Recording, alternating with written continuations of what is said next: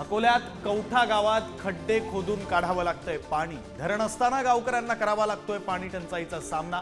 हंडाभर पाण्यासाठी पायपी।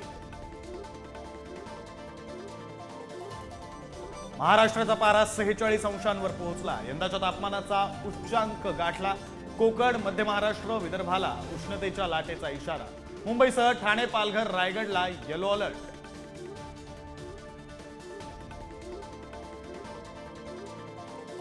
तुळजापूर ड्रग्ज प्रकरणी पुजाऱ्यांचं कनेक्शन चर्चेत। ड्रग्ज प्रकरणामुळे मंदिरातील पुजारी बदनाम।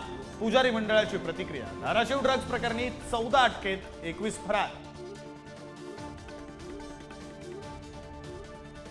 प्रशांत कोरटकरला जामीन मंजूर। इंद्रजित सावंत धमकी आणि शिवरायांचा अपमान केल्याप्रकरणी जामीन।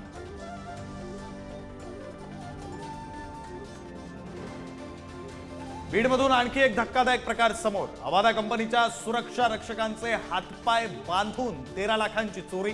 बीडमधील गुंडगिरीला कधी वचक बसणार, सर्वसामान्यांचा सवाल। गर्भवती मृत्यू प्रकरणी डॉक्टर सुश्रुत घैसास यांच्या अडचणीत वाढ।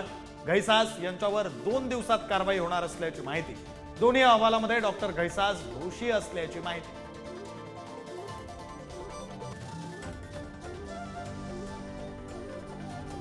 7 तासांनंतर सुप्रिया सुळेंचं उपोषण अखेर मागे। 2 मे रोजी रस्त्याचं काम सुरू होणार या आश्वासनानंतर सरबत घेऊन सोडलं उपोषण।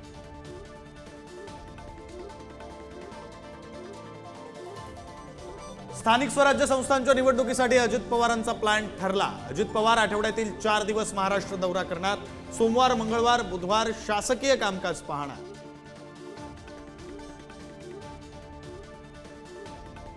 आरबीआयचा सर्वसामान्यांना दिलासा। रेपो रेटमध्ये 0.25% घट। रेपो रेट 6.25% वरून 6%वर। गृह कर्जावरील व्याजदर कमी होणार।